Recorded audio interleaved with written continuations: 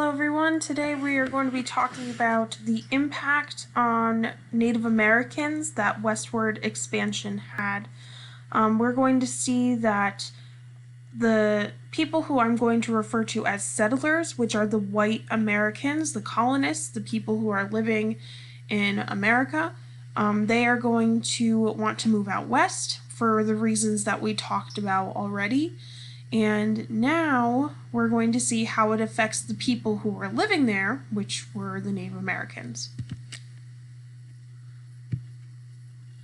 So for your write into the day, I want you to read this quote and then complete the observe, reflect, and question chart in your notes packet.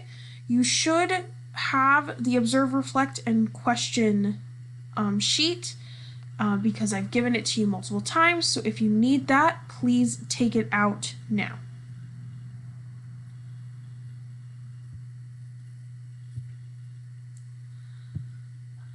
So once again, this is the same teacher that made this PowerPoint. I edited it and I made it my own. So they start with a summary, which I like.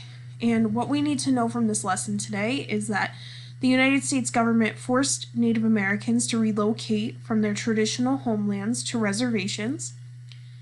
Native Americans opposed or were against westward expansion. However, they suffered a reduction in population through warfare and disease, even though they were against westward expansion. The United States took Native American lands through broken treaties, and attempts at assimilation were unsuccessful. So this might not really make any sense right now, but it should by the time that we are done with this lesson.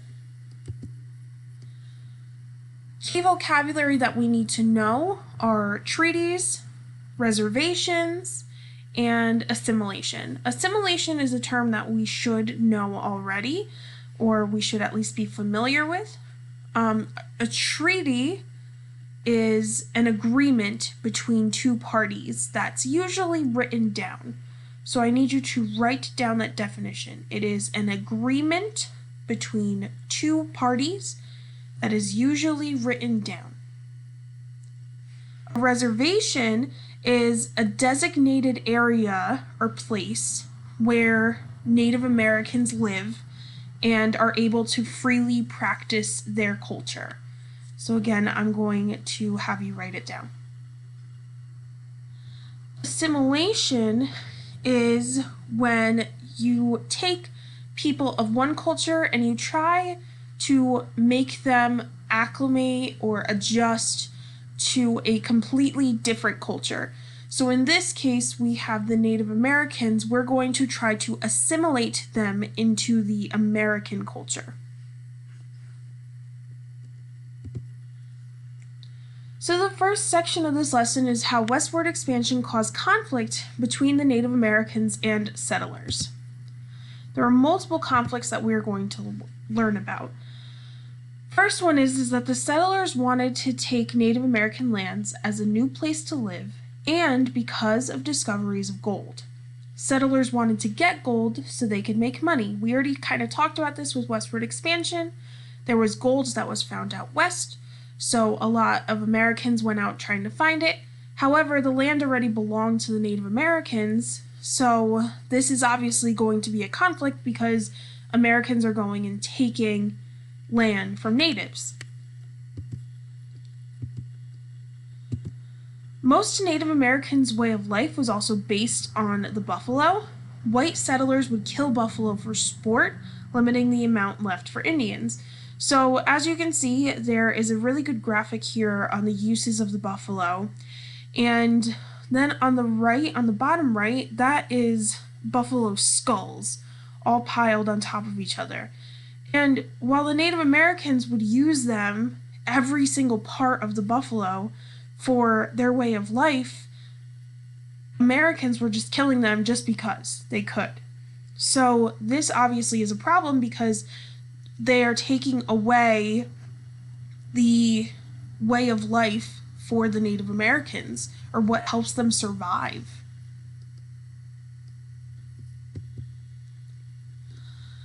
Attempting to prevent conflict, the United States government made treaties. However, the treaties were often unfair, and many Native Americans could not read them, so they didn't know what they were signing.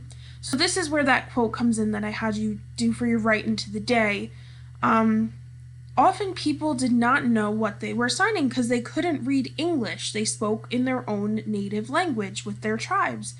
So these treaties that they were signing, they didn't know what they were signing. They just went over and, signed it and thought that everything was going to be okay. And it turns out it really wasn't. The United States was kind of tricking the Native Americans into signing these agreements.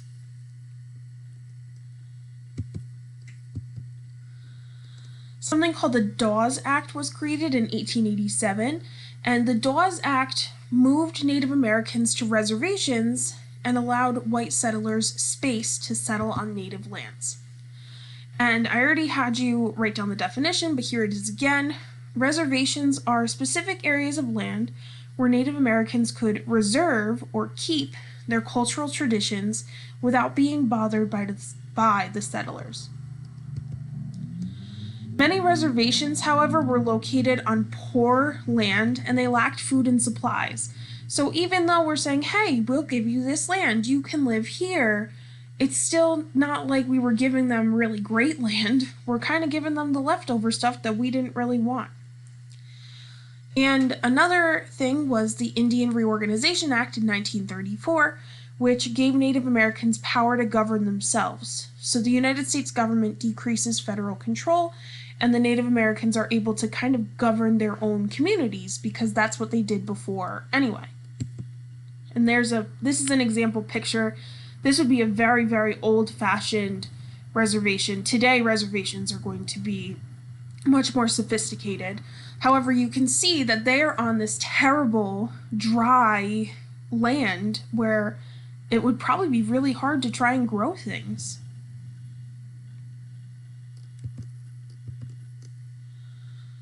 Something else that the United States tried to do was force assimilation. So when you assimilate, you're taking one culture and you're trying to basically push it into another culture. Remember, we talked about the melting pot with that. So some examples are they would cut the Native Americans' hair. They would force Native Americans to speak English. The United States also set up boarding schools to teach the Native Americans how to be more European because that's where people from the U.S. came from. Assimilation was very unsuccessful because Native Americans are very, very tied to their culture and they wanted to keep their cultural traditions. Some people, of course, yes, they did assimilate, but other people did not, and they did not want to, and it's considered not successful overall. Here are a couple of images of people. These are the same people in both sets of pictures. So for example, in the left picture, we see someone before and after his quote-unquote assimilation transformation. And then you see another picture of three boys and before and after their Americanization, so to say.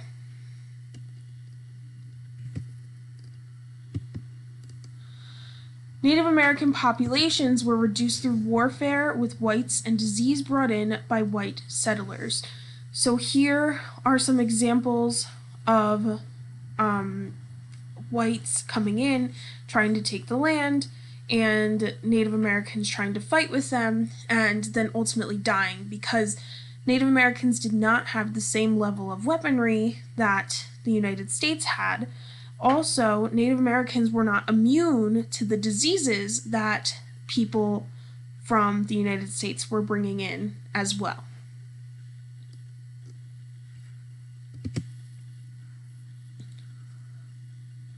So some conflicts and battles between Native Americans and settlers. Obviously, there were a lot of problems between the two, but then what happened because of that?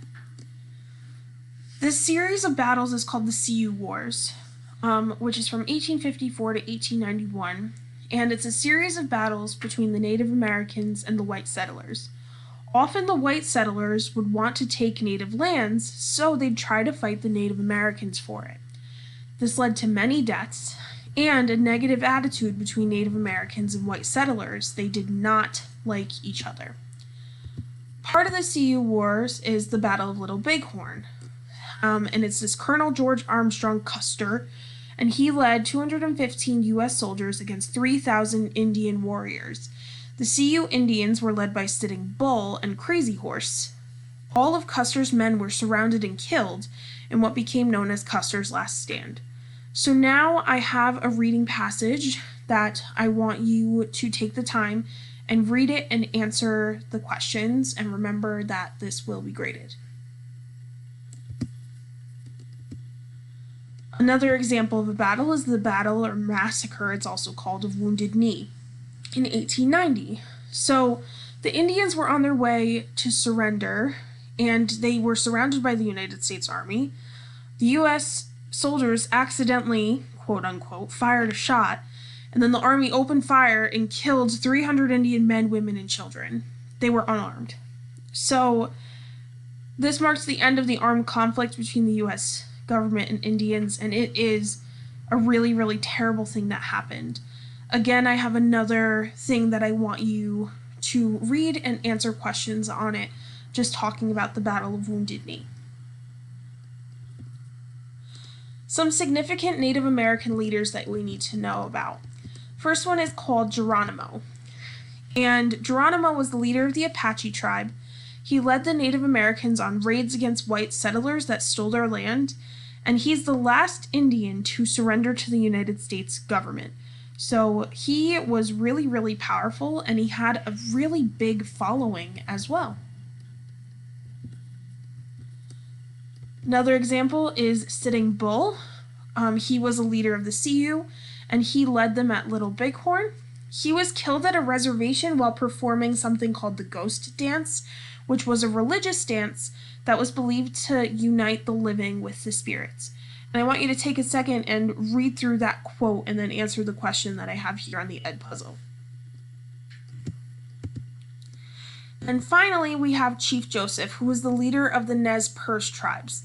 He attempted to escape to Canada, but was stopped 30 miles from the border. And he also said some really famous things.